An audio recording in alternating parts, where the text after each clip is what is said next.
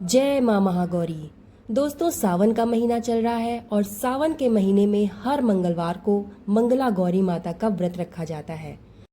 सुहागन महिलाएं इस व्रत को अखंड सौभाग्य की प्राप्ति के लिए व अपने परिवार की सुख शांति के लिए रखती हैं। ये व्रत देवी गौरी यानी कि माँ पार्वती को समर्पित होता है और उनके आशीर्वाद से ही परिवार में सुख समृद्धि भी बनी रहती है। इस दिन माँ महागौरी के लिए सुहागन महिलाएं व्रत रखती हैं और पूरी श्रद्धा और निष्ठा के साथ उनकी विधि विधान से पूजा अर्चना करती हैं। ऐसा करने से उनके परिवार की सुख समृद्धि बनी रहती है और उनको अखंड सौभाग्य की प्राप्ति होती है और उनके पति की आयु और उनके संतान की आयु लंबी होती है। तो चलिए आज सुनते हैं सावन के मंगला गौरी व्रत की कथा। कथा सुनने से पहले अगर हमारे चैनल पर आप नए हैं तो प्लीज़ हमारा चैनल सब्सक्राइब कर लीजिए और अगर आपको ये वीडियो पसंद आता है तो लाइक और शेयर ज़रूर करिएगा। बेल आइकन ज़रूर प्रेस कर दीजिएगा ताकि ऐसी ही वीडियोस आपको आगे मिलती रहें। तो चलिए सुनते हैं माँ मंगला गौरी की व्रत कथा। कथा के अनुसार एक छोटे से गाँव में साहूकार अपनी पत्नी के साथ रहता था। साहूकार बहुत अमीर था और उसके पास धन की कोई कमी नहीं थी और किसी भी प्रकार की उसके पास कोई भी कमी नहीं थी, लेकिन फिर भी वो बहुत दुखी था और उसके दुख का कारण केवल यही था कि उसके कोई संतान नहीं थी। संतान न होने के कारण वो हमेशा दुखी रहता था और संतान की कमी उसको हमेशा ही कचोटती रहती थी। एक दिन की बात है, उस साहूकार के घर में साधु आए। साहूकार ने उनका आदर सत्कार किया और उन्हें अपनी समस्या के बारे में बताया। उनकी समस्या सुनकर साधु ने साहूकार की पत्नी को सावन मास में मंगलवार को किए जाने वाले मंगला गौरी व्रत के बारे में सलाह दी और साथ में पूजा विधि के बारे में भी जानकारी दी। इसके बाद साहूकार की पत्नी ने सावन मास के पहले मंगलवार से ही महा मंगला गौरी व्रत का पूजन करना शुरू किया। अब वो हर मंगलवार को विधि पूर्वक पूजा पाठ करने लगी और व्रत करने लगी। इस प्रकार कई महीनों तक उसने व्रत किया। एक दिन उसकी धर्मनिष्ठा से प्रसन्न होकर माता पार्वती ने भगवान शिव से साहूकार और उसकी पत्नी को संतान प्राप्ति का वरदान देने के लिए कहा। उस रात साहूकार के सपने में एक दिव्य शक्ति ने दर्शन दिया और दर्शन देकर उन्होंने कहा कि जंगल में एक आम का पेड़ लगा हुआ है। वो आम के पेड़ के नीचे भगवान गणेश जी की मूर्ति विराजमान है। तुम उस पेड़ से आम तोड़कर अपनी पत्नी को खिला देना, इससे तुम्हें संतान की प्राप्ति का सुख मिलेगा।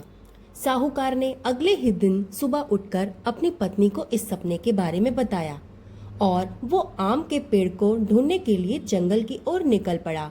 काफी समय तक ढूंढने के बाद आखिरकार साहूकार को वो आम का पेड़ मिला जहाँ भगवान गणेश जी की मूर्ति विराजमान थी। उसने आम तोड़ने के लिए पेड़ पर पत्थर मारना शुरू किया।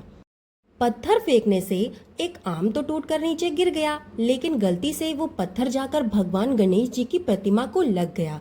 इससे भगवान गणेश जी बहुत क्रोधित हुए और उन्हें प्रकट होकर उस साहूकार को श्राप देते हुए कहा कि हे स्वार्थी मनुष्य, तूने अपने स्वार्थ के कारण मुझे चोट पहुंचाई है।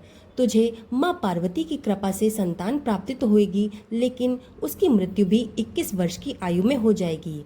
ये सुनकर साहूकार बहुत घबरा गया और वापस घर चला गया। उसने वो फल अपनी पत्नी को लाकर खिला दिया और किसी को भी इस घटना के बारे में नहीं बताया। कुछ समय के पश्चात भगवान शिव और माता पार्वती के आशीर्वाद से साहूकार और उसकी पत्नी को पुत्र की प्राप्ति हुई। इससे उन दोनों के जीवन में खुशी का ठिकाना नहीं रहा, लेकिन साथ ही साहूकार को इस बात की भी चिंता सताती थी कि उसका पुत्र अल्प आयु है।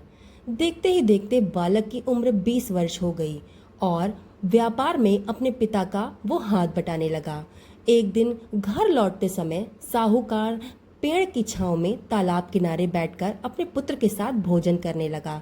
तभी वहां कमला और मंगला नामक 2 कन्याएं कपड़े धोने के लिए आईं और कपड़े धोते हुए आपस में बातचीत करने लगीं। कमला ने मंगला से कहा कि मैंने इस सावन मास में प्रत्येक मंगलवार को मंगला गौरी व्रत करने का निश्चय किया है। तुम भी माता पार्वती को समर्पित ये व्रत अवश्य किया करो। इससे माता पार्वती प्रसन्न होती हैं और आप पर उनकी कृपा दृष्टि भी बनी रहती है। ऐसा करने से जो भी तुम्हारी इच्छा है वो माता पार्वती पूरी करती हैं। कमला की बात सुनकर मंगला भी इस व्रत को करने के लिए तैयार हो गई।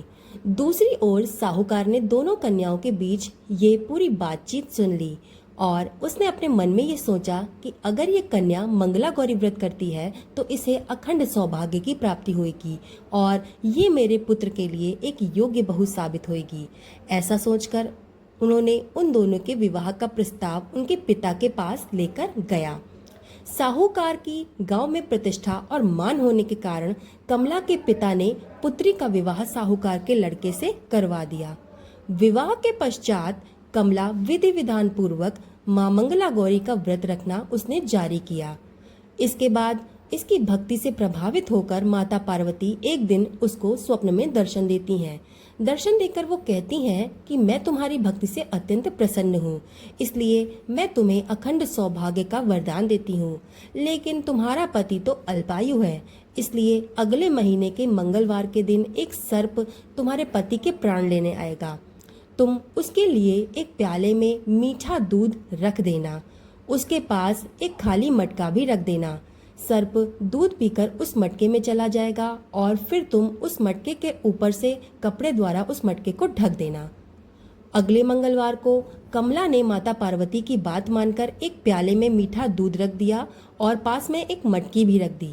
सर्प ने आकर दूध पिया और मटकी में जाकर वो बैठ गया। कमला ने उस मटकी पर कपड़ा बांधकर उसे जंगल में रख दिया। माता पार्वती की कृपा से कमला के पति के प्राण बच गए।